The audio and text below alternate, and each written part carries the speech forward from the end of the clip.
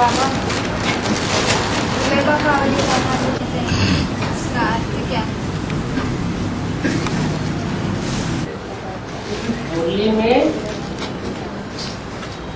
अनेक प्रकार की मुसलमानों की कहानियां, ईसाइयों की कहानियां, मुसलमानों के ग्रंथों से, ईसाइयों के ग्रंथों से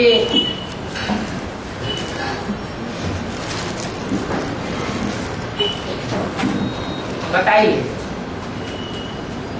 जरूर उनमें कोई रहस्य है। उनमें एक कहानी गुल बकाबली की भी बताई, जैसे अलाउद्दीन का चिराग।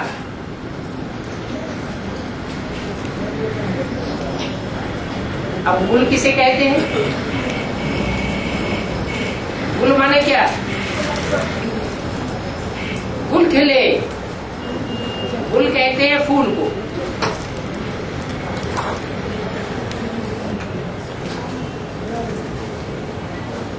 जैसे मुगलों का गार्डन होता है, फूल खिले हुए। जानते हैं मुगल धर्म कौन से युग में होता है? मुगलों का शासन कौन सी युग में हुआ है? द्वापर में हुआ। मुगलों का शासन हुआ कलयुग में। भारतवर्ष में मुसलमानों का प्रभाव कलयुग से बढ़ता चला गया। तो जरूर जो भी गुल है वो कहाँ के लिए होंगे? भारत में भारतवासी आत्माओं के बीच में खिले होंगे या मुगलों के बीच में खुले होंगे? जीत पाई ना, तो जीत पाते हैं वो फूलों को भी अंडर में रखते हैं। जीत पाने की बात है। जो पुरुषार्थ में जीतेंगे वो सुखदायी जीवन प्राप्त करेंगे, नहीं तो कांटों का जंगल।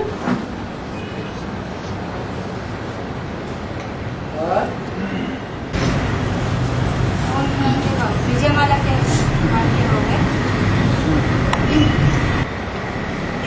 अकेले विजयमाला के मणके कुछ नहीं कर पाते, ज्ञान भी चाहिए।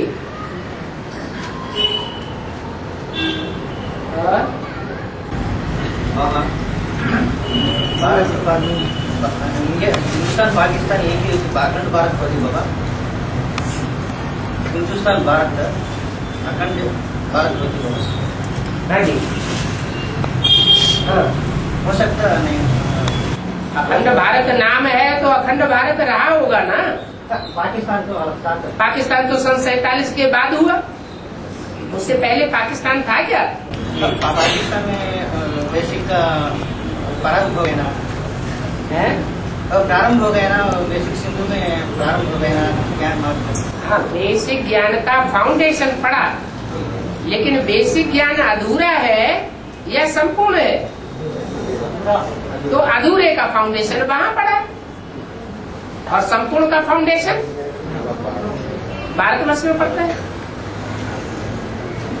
इसलिए उनके यहाँ अधूरे चंद्रमा का गाय में है मान्यता है, और भारतवर्ष में संपूर्ण चंद्रमा के लिए कहते हैं 16 कला संपूर्ण, संपूर्ण हिंसक मर्यादा पुरुषोत्तम।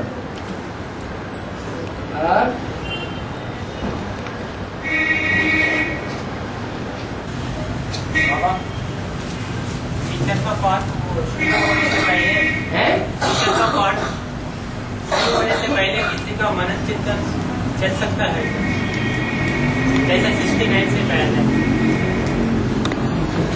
68 तक ब्रह्मा बाबा जीवित रहे, और जो भी उनके मुख से शिव ने वाक्य बोले वो ब्रह्मम वाक्यम जनार्दनम। जो भी वाक्य बोला गया वो सच्चा तो था, लेकिन कैसे सच्चा था वो कोई की बुद्धि में आता नहीं। वो सच्चाई कब किसकी बुद्धि में आवेगी? तब ही आवेगी जिस संसार में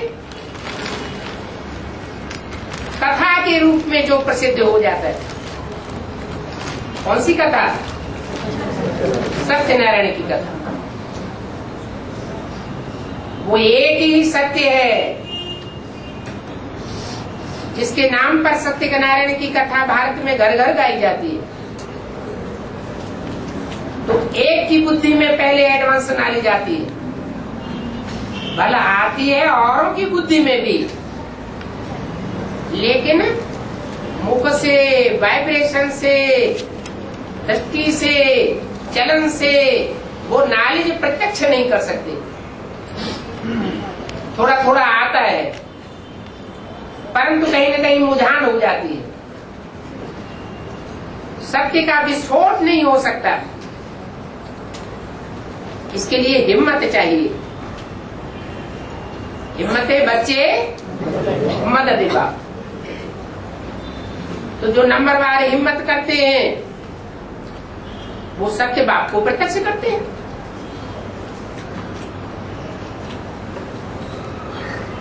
ऐसे नहीं है कि एडवांस ज्ञान की बातें औरों की बुद्धि में नहीं आई होंगी, आती हैं, परंतु बाहर निकल करके नहीं आती।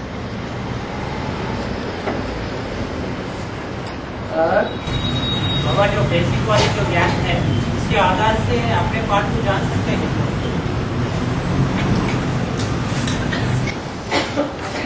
जब तक बाप को नहीं पहचाना तो बाप से पैदा हुई जनरेशन को कैसे पहचानेंगे? मूल तो बाप है ना। पहले बाप की पहचान, फिर अपने वंश की पहचान, फिर अपने आप की पहचान। सीधा सीधा अपने आप की पहचान कैसे हो जाएगी?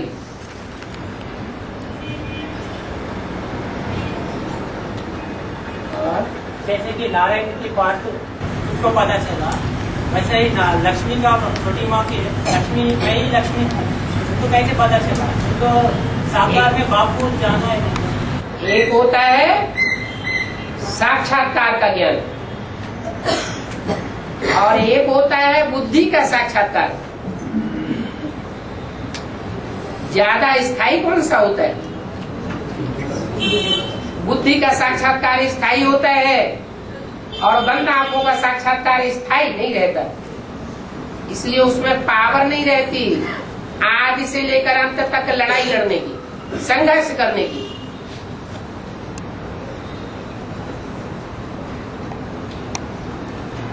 इसलिए सफलता नहीं मिल सकती। तो अंधे और लंगड़े की कहानी बनाई हुई है।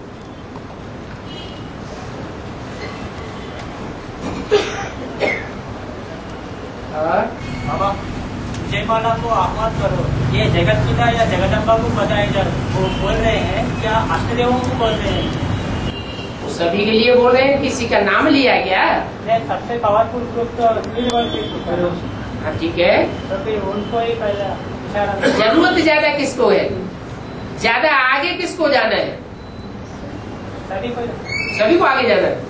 सभी अव्वल में आ जाएंगे, नंबर तो आएंगे। नंबर तो इसीलिए तो बोला, एक भी पावरफुल संगठन तैयार होने पर, एक ग्रुप तैयार होने पर, एक ग्रुप दूसरे को खींचते हुए अंत में 108 की माला का संगठन एक हो जाएगा। तो पहले एक ग्रुप आगे बढ़ेगा या सारे ग्रुप आगे बढ़ेंगे? तो जो आगे बढ़ेगा उसके लिए वो बात पहले लागू होती है।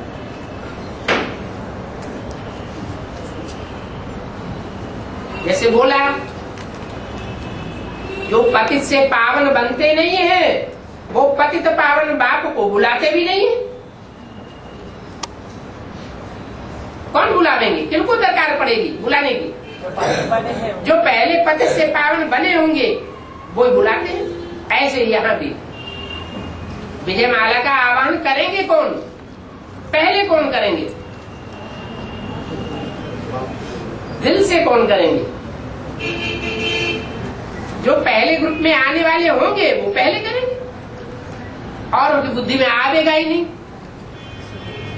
जैसे राधा कृष्ण जैसे जो पुरुषार्थी हैं, राधा कृष्ण जैसे बच्चों के रूप में जन्म लेने वाले हैं, उनकी बुद्धि में आवेगा कि नई दुनिया कैसे बनेगी? उनके अंदर वो प्लानिंग चलेगी। राधा कृष्ण जैसे बच्चों के रूप में जन्म लेने वालों की बुद्धि में प्लानिंग चलेगी। उन्हें तो जन्म देना ही नहीं है। उनका भी जो माँ बाप है हाँ, उनके माँ बाप को प्लानिंग बुद्धि में आवेगी। ऐसे ही यहाँ भी है। विजयमाला का पहले पहले आवाहन वही करेंगे जिनको पहले पहले विजयमाला में पिरोया जाना है। जरूर सूर्यवंशियों को ही पिरोया जाना है। बाबा अनंतपुर के वार्तालाप में कहा है, एक ही राज्य से संकल्प समाचार पहुंचा है। जब वो लोग संगठन में बैठते हैं तो एक ही संकल्प लेके बैठते हैं। माना वो राज्य कौन सा है? बाबा तो बोलता है अभी तो कोई राज्य है, पहले तो नहीं रहा। माना ये देहात राज्य मैंने स्टेट, वही कौन सा स्टेट बताया। वो स्टेट के लोगों ने ये प्रयत्न करना शुरू किया है। और वो स्टेट का जब प्रत्यक्षता हो तो पता चले। माना वो एनएस है क्या? नहीं बाबा गंगा सागर मेला को मेला नहीं कहेंगे, क्योंकि गंगा पुत्री और सागर का मेल नहीं हुआ, तो फिर उसको भक्ति मार्ग का शूटिंग कहेंगे क्या? भक्ति मार्ग में कहते हैं गंगा सागर का मेला, क्योंकि भक्ति मार्ग में गंगा को बहुत ज्यादा महत्व दिया हुआ है। लेकिन हम जानते हैं कि बड़ी नदी गंगा है या ब्रह्मपुत्र है? कौन सी ज्यादा बड़ी नदी थी? ब्रह्मपुत्र बड़ी नदी है।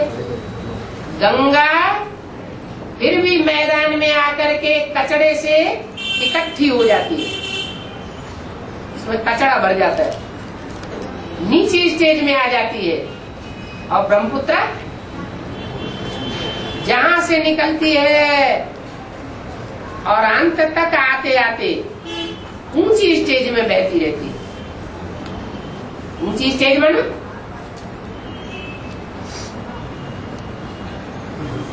आत्मा रूपी जो नदियां हैं, उनमें कोई नदी ऐसी है जो आदि से लेकर के अंत तक विचार की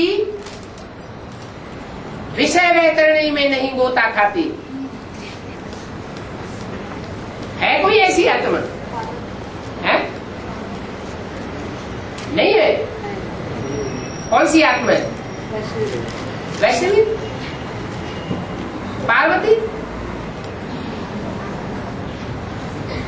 तो ऊंची स्टेज हुई या नीची स्टेज हुई? ऊंची स्टेज हुई। इसलिए गंगा को भी कहाँ जाकर के मिलना पड़ता है?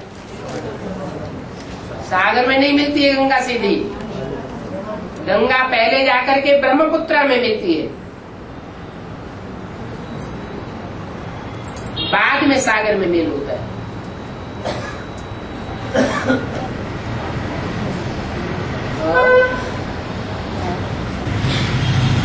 बाबा कहते हैं ना, मेरा आत्मा का नाम ही बुद्धि, तो फिर वो बुद्धि में भी मन बुद्धि संस्कार होता है। वास्तव में जो अमन है उसको मन चलाने की दरकार ही नहीं। वो सदा अमन है, अमन चैन में रहने वाला है। उसका नाम ही है सदा शिव। 5000 वर्ष के ड्रामा में एक सेकंड भी ऐसा नहीं आता उसके लिए जब वो अनमन चैन से नीचे गिरे। उसका नाम ही है अच्युतम। च्युत माने नीचे गिरना, अच्युतम माने जो कभी भी नीचे नहीं गिरता, सदैव ऊंची स्टेज में बुद्धि बनी रहती है। उसके ऐसे ही संस्कार है सचखंड के। इस धरणी पर आता है पतित दुनिया में आता है, पतिस्तन में आता है, बंदरों की महफिल में आता है। सबसे ज्यादा भिखारी जानवर कौन सा होता है? बंदर। बंदरों के नजदीक जाके देखना कितनी बदबू आती है उनमें से, इतने बेविचारी होते हैं। ऐसी पतित दुनिया में रहते हुए भी वो बुद्धि से कहाँ रहता है? उपराम रहता है, सचखंड में रहती है बुद्धि। इसलिए वो बुद्धिमानों की बुद्धि कही जाती है।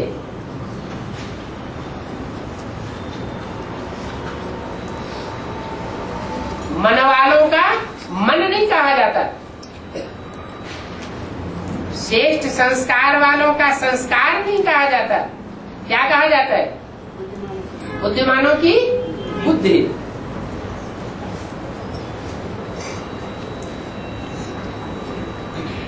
ऐसे नहीं कि जब वो इस संसार में आता है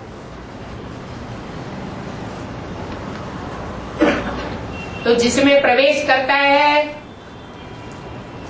उसके मन को पूरा ही कंट्रोल कर लेता है, आने मात्र से ही नहीं। जिसमें प्रवेश करता है वो आत्मा भी स्वतंत्र रहती है पुरुषार्थ करने के लिए। वो सिर्फ रास्ता बताता है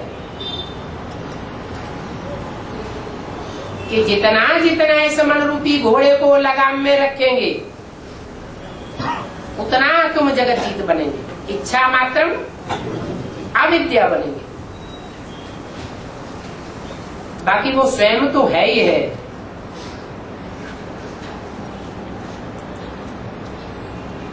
उसे विश्व की बादशाही पाने की भी कोई इच्छा नहीं, इसलिए उसको बुद्धिमानों की बुद्धि कहा जाता है। ब्रह्मा को मन कहा गया, विष्णु को श्रेष्ठ संस्कार शक्ति कही गई क्योंकि जन्म जन्मांतर पवित्र रहने वाली आत्मा है। और शंकर जो भी बुद्धिमान मनुष्य हैं उन बुद्धिमान मनुष्यों में उच्च कोटि का मनुष्य। इसलिए बोला मैं जानवरों में नहीं आता हूं। भक्ति मार्ग में दिखाया है कि बैल पर सवारी करते हैं। वास्तव में शिव कोई बैल पर सवारी नहीं करते। बैल तो जानवर है, जानवर को आकर के कंट्रोल नहीं करते, इसको कंट्रोल करते। मनन चिंतन मंथन करने वाले मनुष्य को कंट्रोल करते। इसलिए मुरली में बोला है कि शिव आते हैं शंकर में और शंकर सवारी करते हैं बैल पर। और ब्रह्मा बाबा के द्वारा प्यार का पाठ नहीं किया है, माँ का पाठ है ना। छोटे छोटे बच्चे माँ के प्यार से ही पलते हैं। अगर छोटे छोटे बच्चों को, बेबी बुद्धि बच्चों को आरंभ से ही मार मिलना शुरू हो जाए तो टूट जाएंगे। बच्चों को महात्मा कहा जाता है।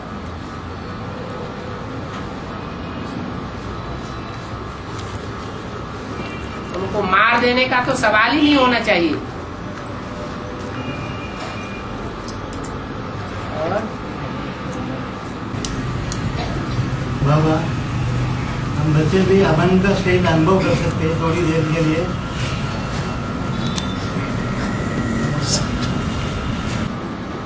अतीन्द्रिय सुख अंत समय का गायन है या वर्तमान समय का गायन है? उस समय का गायन है, अंत समय का गायन। अंत तब होता है जब 63 जन्मों के हिसाब किताब पूरे हो जाते हैं।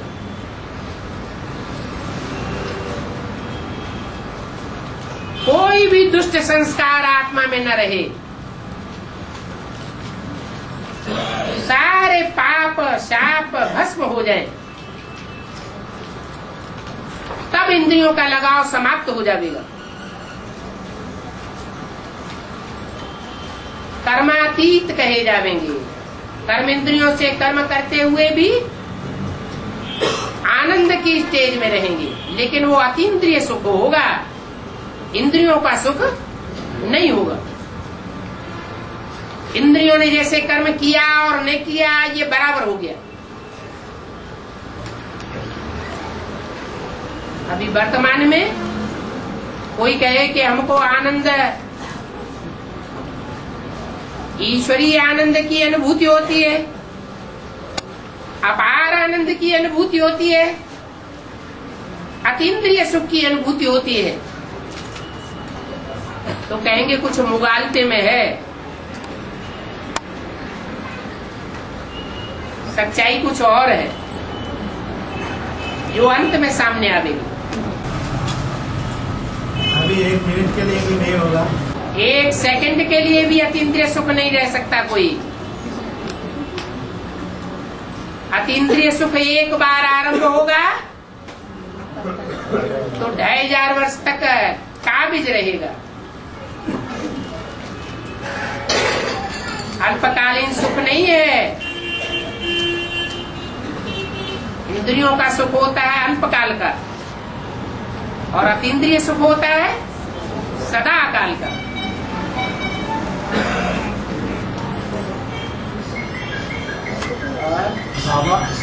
ब्रह्मांड की आयु मृत्यु योग में जब ब्रह्मांड 100 साल पूरी होती है तब खत्म होती है बोलते हैं, बोलने में बताया है।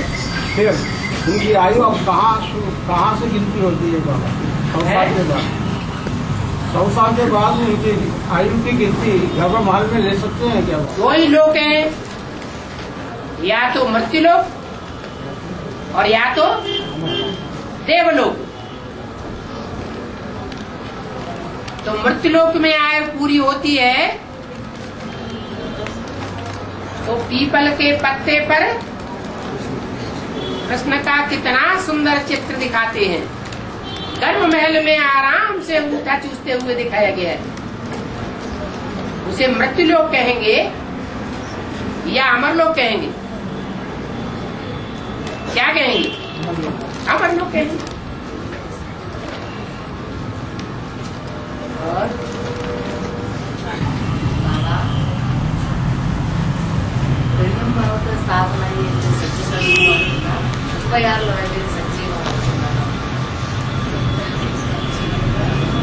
सचिव 2000 से या 36 से पूछो है? सचिव 2000 से शुरू होता है या 36 से? 2036 से। एक्यूरेट सचिव की शुरुआत तब होगी जब एक्यूरेट कलयुग खलास होगा। पतित दुनिया और पावन दुनिया। पतित दुनिया में एक भी पावन नहीं होता और पावन दुनिया में एक भी पतित नहीं होता। तब तक कहेंगे संगम युग। संगम माना पतित भी है और पावन भी। और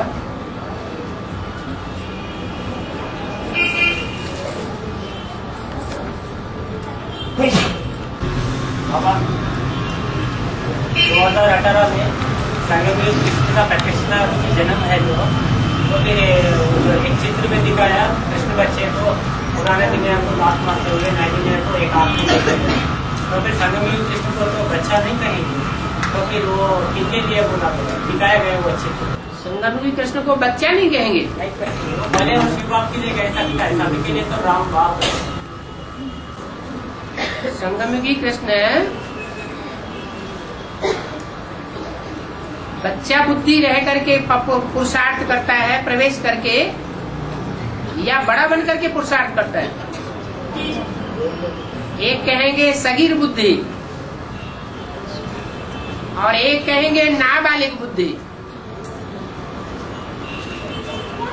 शिव बाप ब्रह्मा को क्या टाइटल देते हैं? बेबी बुद्धि। बेबी बुद्धि है तो ब्रह्मा की रात्रि है,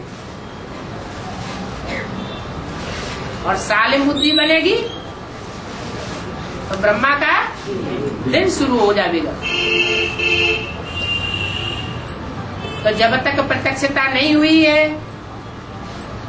ज्ञान सूर्य प्रकट नहीं हुआ है, तब तक कृष्ण की आत्मा भी बेबी बुद्धि है या सालिम बुद्धि है।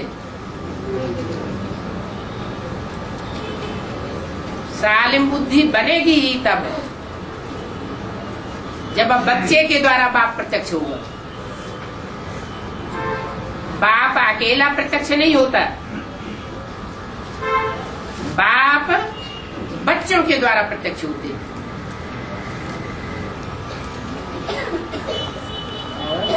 बाबा पुराने कैसेट में कहा है, अच्छा हुआ एक बच्चे का जन्म नहीं हुआ, नहीं तो उनका सुंदर रूप से प्रभावित होकर सभी उसके पीछे चले जाते थे। अगर ये सचमुच में जन्म लेने वाले बच्चे के लिए कहा होता तो फिर वहाँ तो निर्विकारी दुनिया एक दूसरे के पीछे भागने का दरकार ही नहीं। श्याम सुंदर कहा जाता है। श्याम माने काला, श्याम माना पतित, और सुंदर माना आकर्षित करने वाला, जिसके नाम पर उसका नाम ही पड़ा है कृष्ण। कृष्ण माना आकर्षित करने वाला, सबकी बुद्धि को आकर्षित कर लेता है, सबके मन को मोह लेता है, तो मनमोहन कहा जाता है। बाप बच्चों को आप समान बना कर जाता है। सत्युग का पहला पत्ता है ही कृष्ण की आत्मा। वो आत्मा संपन्न बनती है तो सारी दुनिया को आकर्षित करती है। उसको कहते हैं पारसनाथ। जैसे पारस पत्थर का गायन है, जिसके भी संसर्ग संपर्क में आएगा, टच में आवेगा, उसको लोहे से सोना बना देगा। ऐसी कोई आत्मा, मनुष्य आत्मा नहीं रह सकती इस दुनिया में जो उसके संपर्क में आए और परिवर्तित न होकर के जाए। अभी तो देखो कितना भाषण करना पड़ता है, कितनी प्रदर्शनियां करनी पड़ती हैं, कितने बड़े बड़े प्रोग्राम करने पड़ते हैं, कितने संघ के रंग में आते हैं और रिजल्ट कुछ भी नहीं निकलता। क्या कारण है? सुनाने वाले, समझाने वाले संपूर्ण नहीं बने, पारस बुद्धि नहीं बने। और बाबा हनुमान आत्मा जैसे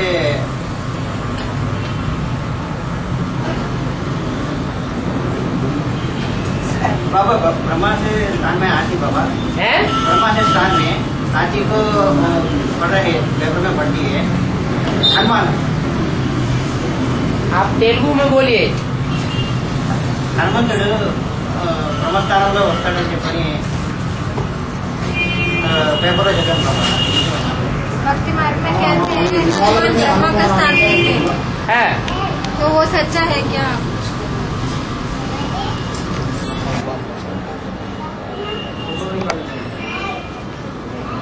हनुमान को पवन पुत्र कहा जाता है।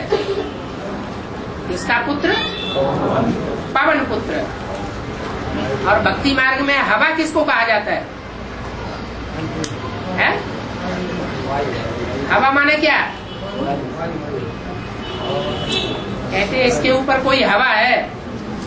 हवा माना भूत प्रेत का परसाया। हनुमान को आकाश में उड़ते हुए दिखाते हैं।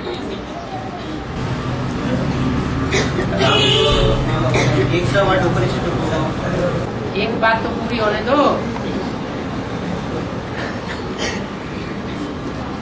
तो तो चाहे हनुमान का पाठ हो, चाहे गणेश का पाठ हो,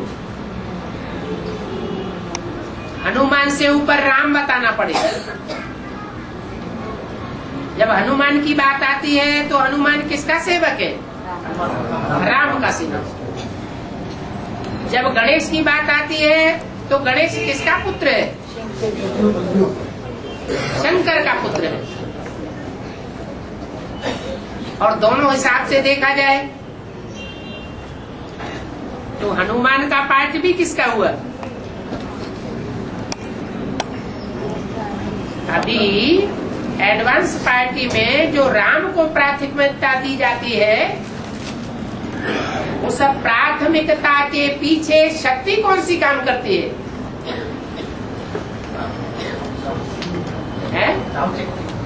हाँ, शिव की शक्ति कार्य करती है, परंतु शिव जो है वो कोई भी कार्य कराने के लिए सूक्ष्म आत्माओं को आगे करता है या स्वयं साकार में आगे आता है? सूक्ष्म आत्माएं आगे आती है। तो जो सूक्ष्म पार्ट बजाने वाली आत्माएं हैं, उनमें मुखिया कौन है? ब्रह्मा की सोल, वो हनुमान है। सारा काम इस समय बाप दादा करते हैं। राम वाली आत्मा अपने को बच्चे के रूप में देखती है या संसार के सामने बाप के रूप में समझती है? अगर बाप के रूप में समझे तो शिवोहम कहा जाएगा। अगर बच्चे के रूप में समझे तो क्या कहा जाएगा? शिव बाप का बच्चा। पावर किसको मिलेगी? बच्चे को पावर मिलेगी, वर्षा मिलेगा, लेकिन वो वर्षा डायरेक्ट नहीं मिलता। शिव जो है वो ब्रह्मा वाली आत्मा के थ्रू सारा कार्य कराता है। ब्रह्मा वाली आत्मा जब संपन्न बनेगी तो सारा कार्य संपन्न हो जाएगा। एक के पतित बनने से सब पतित बन जाते हैं, एक के पावन बनने से सब पावन बन जाते हैं। इसलिए बोला दिल्ली का परिवर्तन सारे भारत का परिवर्तन, दिल्ली का सुधार सारे भारत का सुधार हो जाता है। परंतु दिल्ली तो स्त्रीलिंग है।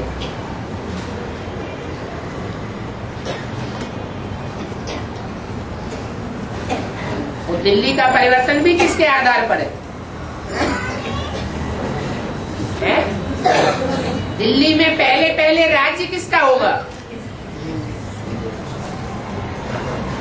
दिल्ली के दिल पर नई दुनिया में पहले पहले राज्य कौन करेगा? कृष्ण की सोल। तो कृष्ण की सोल ही मुख्य हो गई। दिल्ली तो है जड़ और कृष्ण है चैतन्य। चैतन्य का राज्य होगा। तो पहले सुधार किसका होता है? दिल्ली के रूप में पार्ट बजाने वाली आत्मा का पहले सुधार होता है, या दिल्ली पर जो पहले पहले राज्य करता है उसका सुधार होता है? हाँ, चैतन्य आत्मा का पहले सुधार होता है। इसलिए बोला ये ब्रह्मा तुम्हारी वास्तव में जगदम्बा है। क्या जगदम्बा वो नहीं है जिसको दुनिया वाले भक्त लोग जगदम्बा समझते हैं? वो तो एक प्रकार का डब्बा है, परंतु उसमें जगदम्बा के रूप में सहन शक्ति का पाठ बजाने वाली जगत की माता कौन है? ब्रह्मा उर्फ दादा लेकर माताओं के उद्धार के लिए मैं आता हूँ।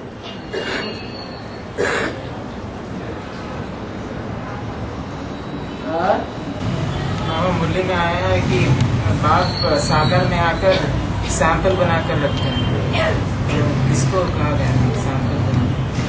साकार में आवेंगे तो सैंपल तो बनावेंगे ना। साकारी हैं? साकारी सैंपल बनते हैं। हाँ, साकार को ही सैंपल बनाएंगे। साकार में आवेंगे तो साकार को सैंपल बनावेंगे ना। इस सागर को बनाएंगे। नहीं तो दुनिया कहेगी जिसके तन में आया उसी का उद्धार नहीं हुआ, तो औरों का उद्धार क्या करेगा। और इस सागर को सैंपल बनाएंगे, इस सागर को सैंपल बनाएंगे। सैंपल का मतलब है अव्वल नंबर, नेक्स्ट टू गॉड कहते हैं। Next to God. और बाबा अगर सैंपल बनाए, सैंपल बनने के बाद उसको सैंपल को देखकर और भी पुरुषार्थ करेंगे कि हम भी ऐसे ही बने। बस अभी नेक्स्ट टू गॉड नहीं तो नहीं बनते हैं? अभी तो नेक्स्ट टू गॉड नहीं बनते ना, एक ही अव्वल नंबर बनता है। तो ठीक है, जो ओटे सो अर्जुन जो अव्वल नंबर में करके दिखाए उसको सब फॉलो करेंगे, तो बाकी तो नंबरवार हो जाएंगे ना, अव्वल नंबर तो नहीं रहे ना। सर एक और बात कहा गया है कि शंकर को फॉलो नहीं करना है। शंकर को फॉलो करने की बात कहाँ है? शंकर संपूर्ण है या अपूर्ण है? शंकर याद में रहता है या उसको याद करने की दरकार नहीं है? हैं? याद में रहता है। इससे क्या साबित होता है? याद में जो रहता है उससे साबित होता है कि जिसको याद करता है वो ऊंचा है, स्वयं उतना ऊंचा नहीं है। बाबा क्या इससे हम समझ सकते हैं कि जब सैंपल बनता है उसके बाद ही और सब बन सकते हैं? अभी तो कोई उंगली उठा के पक्का कह नहीं सकता छाती ठोक करके, और कह भी दे तो अंत तक उस बात पर काबिज नहीं रहेगा, क्योंकि अभी परीक्षाएं बाकी है, फाइनल पेपर अभी संपन्न नहीं हुआ है। आज निश्चय बुद्धि बनते हैं और कल माया अनिश्चय बुद्धि बनाई देती है। आज कहते हैं ये हमारा बाप है, कल कहते हैं सोचना पड़ेगा।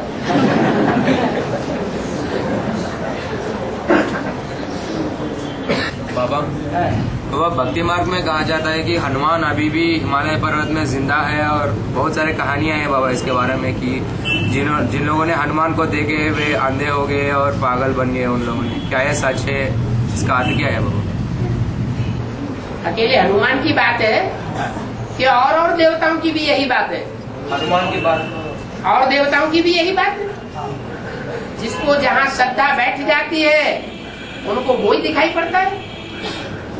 जैसे रामकृष्ण को काली का साक्षात्कार, माँ काली का उनको साक्षात्कार हुआ। तो हनुमान अब जिंदा है क्यों? ये हनुमान है या जो कोई भी मान है, जो भी शास्त्रों में नाम आए हैं वो किस समय की यादगार है? इस समय का पार्ट है? अरे वो पार्टदारी कहाँ के हैं? संग धीरे से क्यों बोलते हो? हाँ, संगम युग के पार्टदारी है ना बाबा। हाँ। पूरा नहीं अभी जो बता रहे ना वो पूरा नहीं, उसके बाद जो पूछ रहा है वो हनुमान कोई दूसरा थोड़े ही है, त्रेता युग का। तो संगम पूरा है। वो तो संगम युग की बातें हैं। बाबा एक नया सीढ़ी ने कहा है प्रजापिता को शंकर नहीं किया। प्रजापिता मना पतित और शंकर मना मनन चिंतन मंथन में निराकार आकारी स्टेज में रहने वाला। पतित आत्मा विचार सागर मंथन करेगी? करेगी? जो पतित बनता है या जिस दिन भी पतित पने का अनुभव होता है उस दिन बुद्धि में से ज्ञान उड़ जाता है या रह जाता है? उड़ जाता है। और बाबा ने कहा 100% पतित बने पर कोई बाबा नहीं बन। अभी पुरुषार्थ कौन सा करना है? पतित करने का पुरुषार्थ करना है या पावन बनने का पुरुषार्थ करना है? पावन बनने का है? पावन बनने का। अरे अभी क्या बोला? अभी क्या बोला,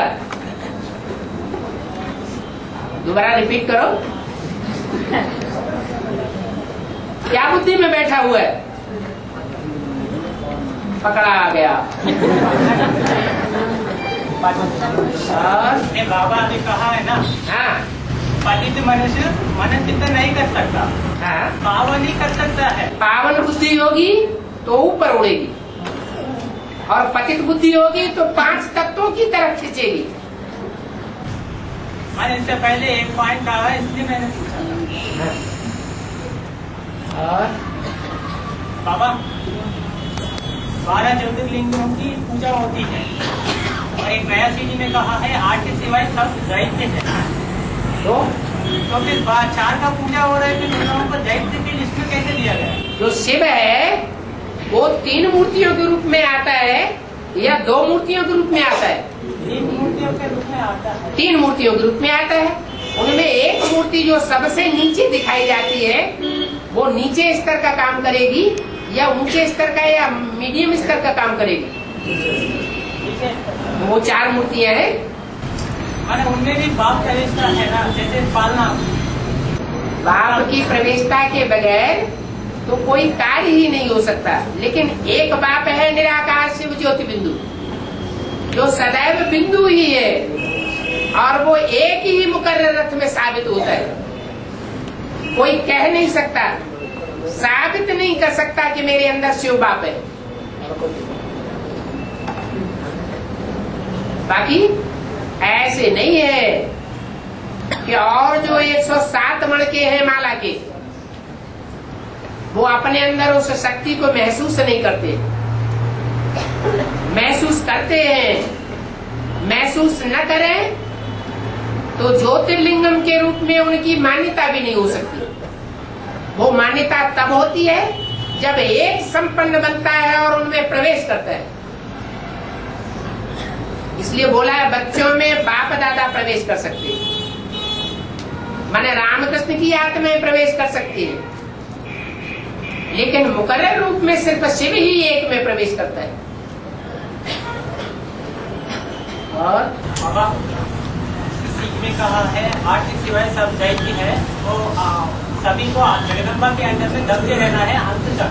उसके बाद विजय देवियों को कहते हैं।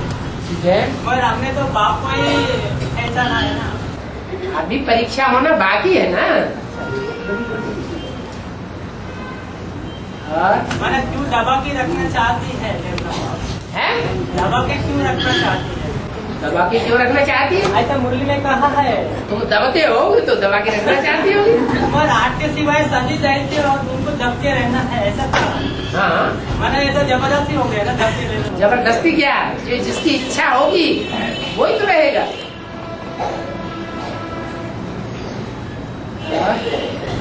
मैंने बाबा ने कहा है जीवन मुक्ति 1 लाख का भी एक्यूरेट नहीं बता सकती। हाँ, तो फिर किनको पक्का बता सकती? 8 की ही जीवन मुक्ति है। मैंने 108 तो माला तो भी रह जाती है। माला है, लेकिन उस माला में श्रेष्ठ मणके कितने? 8।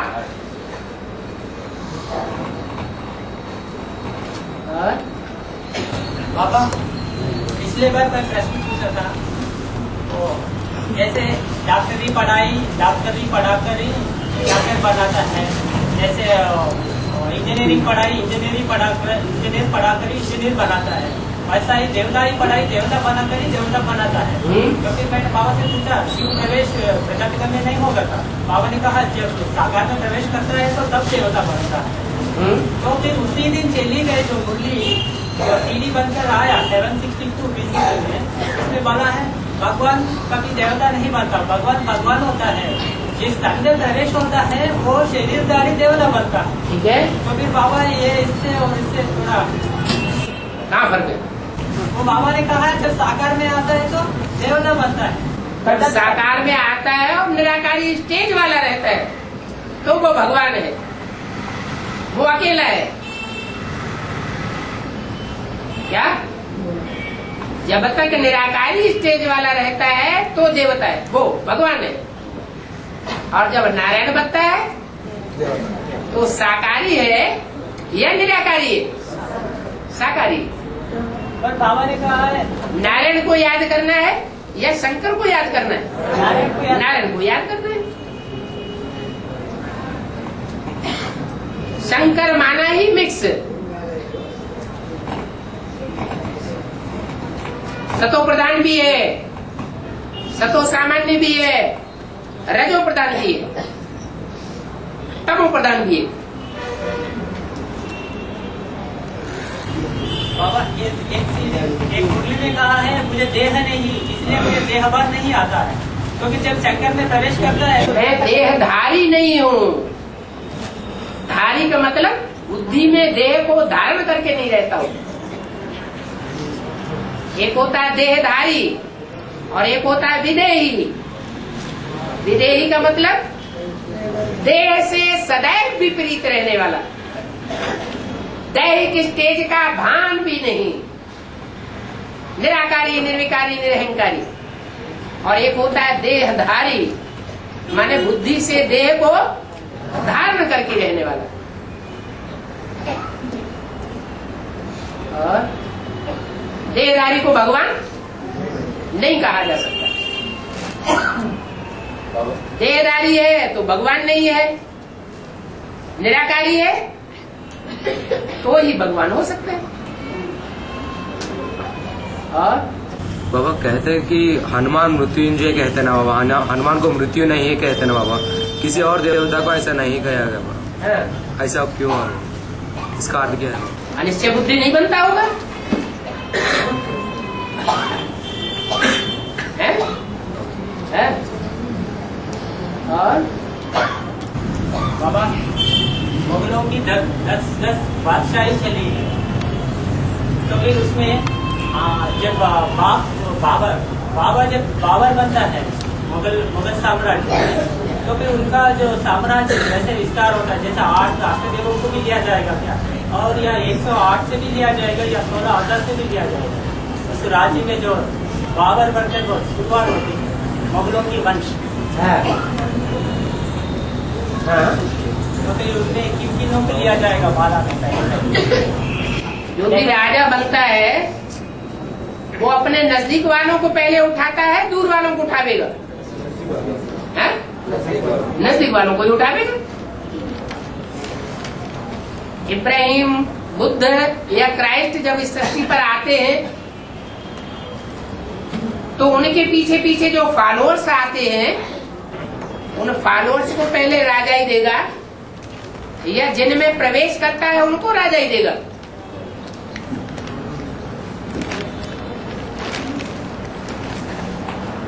परंपरा क्या रही है? सारी परंपराएं भारत से शुरू होती है। भारत में सृष्टि की पैदाइश करने के लिए जिस माता का आधार लिया जाता है वो माता वारसदार बनती है या बच्चे वारसदार बनते हैं? ऐसे ही ऊपर से आने वाले धर्म पिताएं जिसका आधार लेते हैं उसको दासी बना करके रखते हैं, दास बना करके रखते हैं।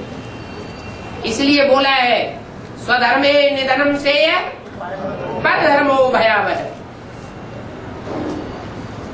दूसरे का धर्म बहुत दुख देने वाला है। अपने धर्म में जीते जी मर जाना अच्छा है, दूसरे का धर्म कभी स्वीकार नहीं करना चाहिए।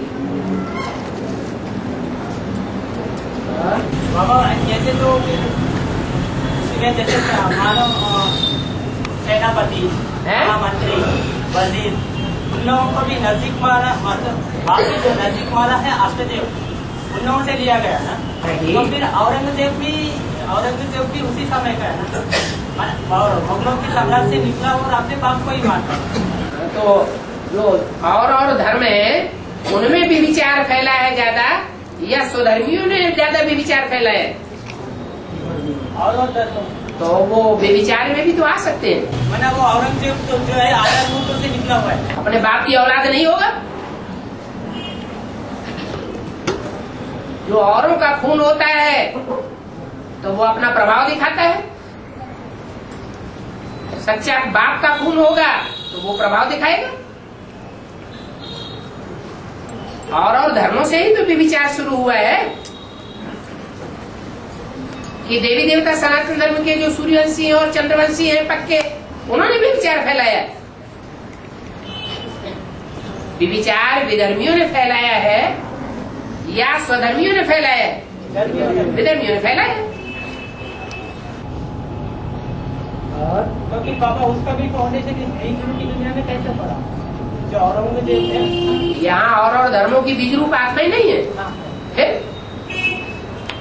वही फाउंडेशन डालती है।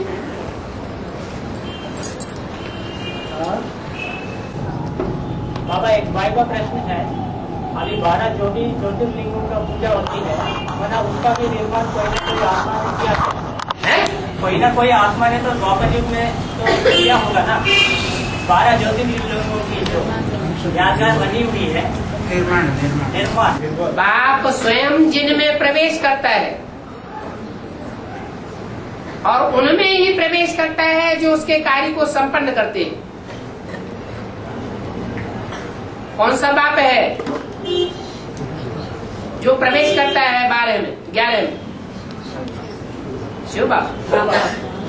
शिव बाप सर्वव्यापी बन के आता है, ये एक व्यापी बन करके आता है, तो एक व्यापी है। तो कौन सा बाप प्रवेश करता है? राम बाप प्रवेश करता है। जैसे कि रामेश्वर ज्योतिर्लिंग है, उसका भी स्थापना राम ने किया है क्या? अरे सारे की स्थापना राम के द्वारा है,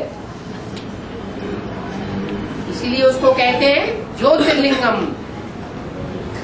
ज्योति का लिंग। वो ज्ञान की ज्योति है। ज्ञान कहाँ से आता है? मीडिया कौन बनता है? इसलिए 12 मुख्य और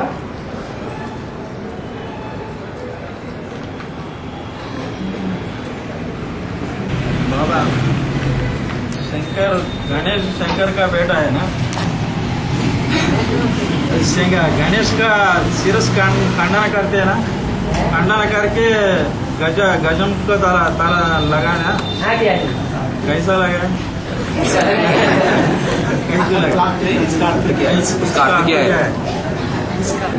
पुरुषार्थ करते करते कोई बार बार देहभान में लौट जाता है तो देह अभिमान का सिर लग जाता है।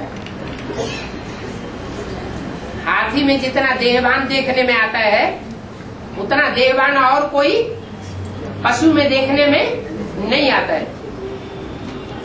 तो हाथी का मुख लगा दिया, कोई वास्तव में थोड़ा ही हाथी का मुख लगाया, ऐसा स्वभाव संस्कार बन गया। जानवर बुद्धि है, उसकी निशानी दिखाई दी है। इसलिए पूजा भी कलयुग में होती है। द्वापर युग में हनुमान और गणेश की पूजा नहीं होती, न मूर्तियां बनती हैं। हाँ जी, రాముడు రఘుపదేశేవారు అని అన్నారు, మరి శివుడికి రాముడు తేడా ఏంటి? राम रमाने वाला है, तो राम में और शिव में अंतर क्या है? जो राम है वही शिव है, जो शिव है वही राम है। साकार में अलग अलग नहीं है, एक ही है। सगुण ही अगुण ही नहीं कछु भेदा, उभय हरे भव संभव खेदा। निराकार को पहचान लिया तो समझो साकार को पहचान लिया, साकार को पहचान लिया तो समझो निराकार को पहचान लिया। निराकार से साकार अलग नहीं और साकार से निराकार अलग नहीं। इसलिए मुसलमान लोगों में भी पहचाना इस बात को। आदम को खुदा मत कहो, आदम खुदा नहीं, लेकिन खुदा के नूर से आदम जुदा नहीं। माना एक ही शरीर में दोनों नूर विराजमान है, उनको अलग अलग नहीं कर सकते। पर्सनालिटी एक ही है, व्यक्तित्व एक ही है। और जब संपन्न स्टेज हो जाती है तो आप समान बाप समान स्टेज बनने पर दोनों एक जैसे हो जाते हैं। और ओम नमः शिवाय जैसे देवता दोनों झगड़ा करते और देवता ऐसे इसी मारते हैं, देवता लोग उनको मारते हैं। वो लोग उतना पावर कैसे दैत्य और देवताएं दो प्रकार की जनरेशन सृष्टि में दिखाई गई है। पहले कौन पैदा हुए? पहले दैत्यों की पैदाइश हुई या देवताओं की पैदाइश हुई?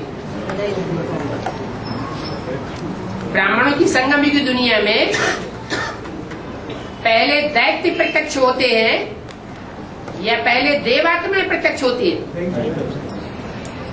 पहले पांडवी आत्माएं प्रत्यक्ष होती हैं या पहले कौरव यादव प्रत्यक्ष होते हैं? अपने आप अपने को प्रत्यक्ष करने की ललक किस में रहती है? पांडवों में रहती है या यादव कौरव में रहती है? यादव और कौरव अपने को प्रत्यक्ष करते हैं, बाप को प्रत्यक्ष नहीं करते, अपने को प्रत्यक्ष करने की ललक उनमें ज्यादा रहती है। और पांडव बाप को प्रत्यक्ष करना चाहते हैं और अपने को गुप्त कर देते हैं। जैसे दिन में सितारे, सूर्य के साथ रहने वाले जो सितारे हैं अपने को गुप्त रखते हैं और सूर्य प्रत्यक्ष होता है।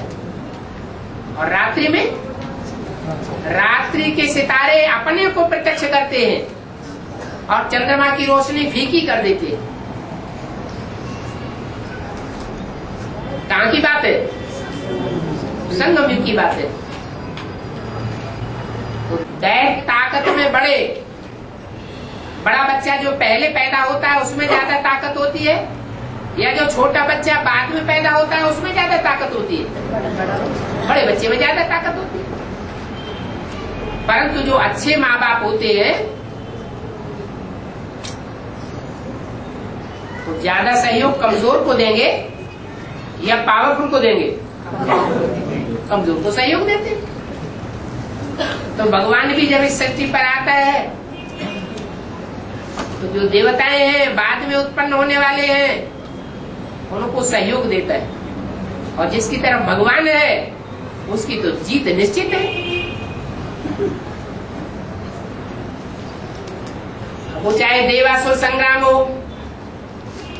चाहे रावण और राम का युद्ध हो और चाहे महाभारत युद्ध हो, बात एक ही है, भगवान का रूप एक ही है।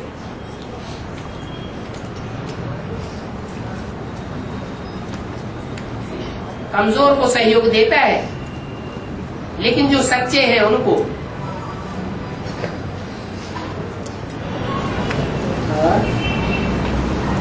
बाबा भक्ति मार्ग में गणेश की सिर हाथी का सिर है?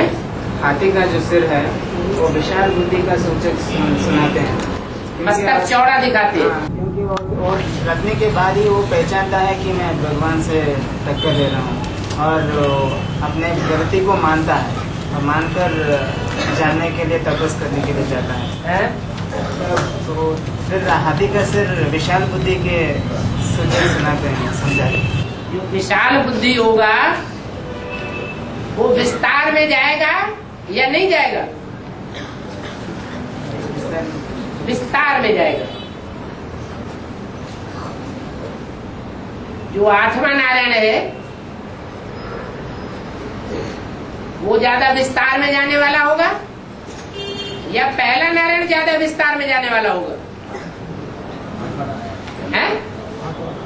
आठवां नारायण ज्यादा विस्तार में जाने वाला होता है और बहुत विस्तार में जाने से सार गुप्त हो जाता है।